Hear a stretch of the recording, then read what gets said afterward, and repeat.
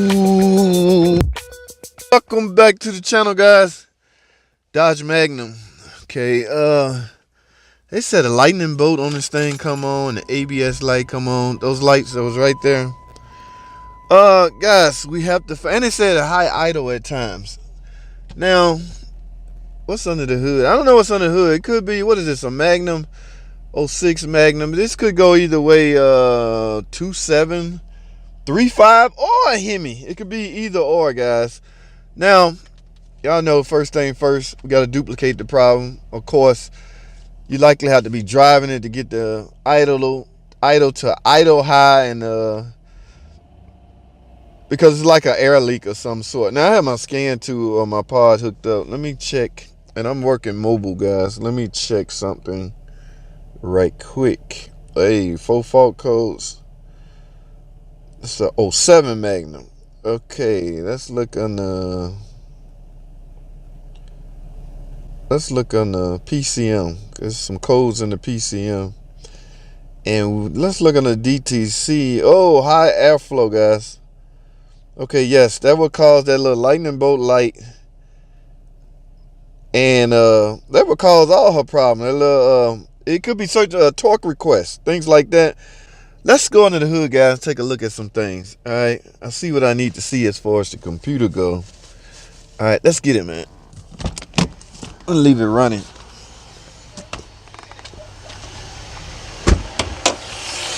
Hey, it's a 3.5, guys.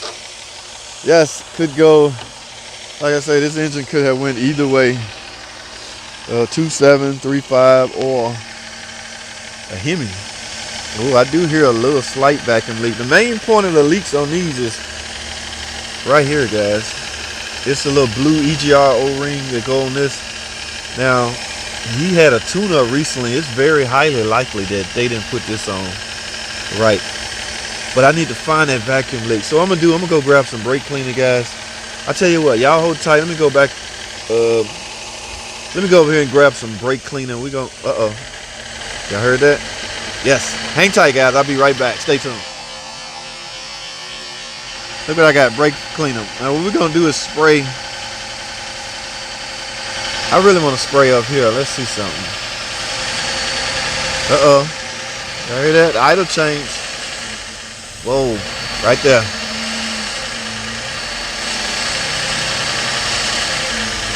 Okay, guys. I got a leak back here. I don't want it to get too hot if I'm gonna have to take that plenum off. So I'm gonna turn the car off, guys. Well, guys, it's official. I got an air leak. There's a plenum gasket under here. So when I take the plenum off, and there's a blue EGR O-ring right there that everybody tends to get wrong when they are. You got to remove this to replace the spark plug. So if he just had a tune-up done recently, that could very well be his problem.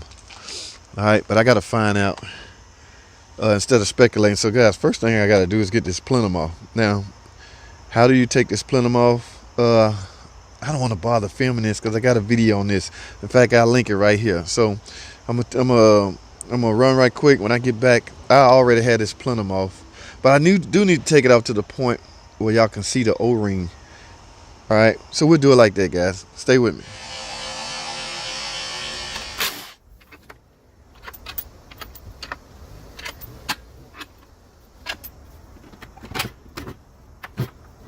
All right, guys, I got the plenum partially up. Here is the seal O-ring we chasing. Okay, first of all, feel down in there, make sure there's no obstacles in there. Now, this little O-ring, guys. Oh, this one is. Let's get this off. Just not sealing properly. Looks like it was on, but it looks like this wasn't pushed all the way up against there. So what I'm simply gonna do, guys, is simply get a new one. In fact, this one looks like it's gonna seal a whole lot better than that one. I'm gonna add a little lube around there, guys. It's all about finagling when you're installing this. You got to put it in just the right way. All right, also keep in mind that there is a gasket under this plenum. Look at that, it looks new. So that is nice, fresh and thick. So They used a new intake gasket, but used the same old blue seal, which is letting air bypass. It's sucking air, leaking air, and will cause you problems. All right. So I'm gonna grab some lube and put on this, a little bit of lube, just a tad, not much. We're gonna install this O-ring and install the rest of this plenum, guys. Stay tuned. Let's get it. All right, guys. I got my new EGR gasket right here. O-ring, got a little white lube on it, so we're gonna get this put on this tube so we can prep for installation, guys. Like I say, it's all about finagling this plenum on the right way. Like, I don't want to push it all the way up, because when I install it, it will slide back anyway and should seat properly. Also, guys, stick your finger in there, make sure that tube is not restricted. Carbon buildup right there usually accumulate on the end of it. All right, now I'm gonna take some of the lube on my finger and put it in the hole, so that thing should slide on perfectly. All right, guys, now it's time to install it. Like I say, it's all about finagling.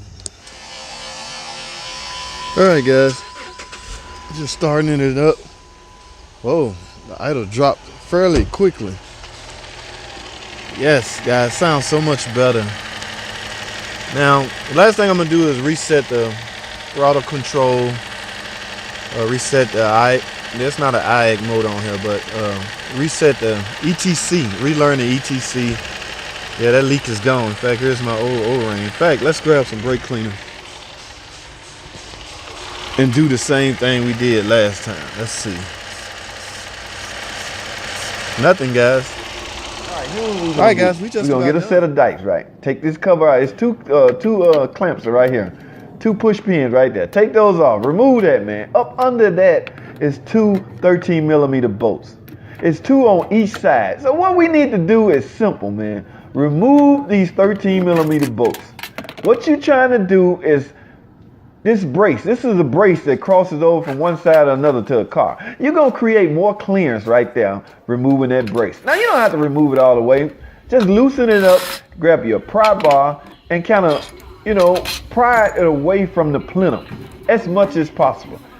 That's all you have to do, people. Do not break this intake plenum. Just pry up a little bit right there, right there, right there.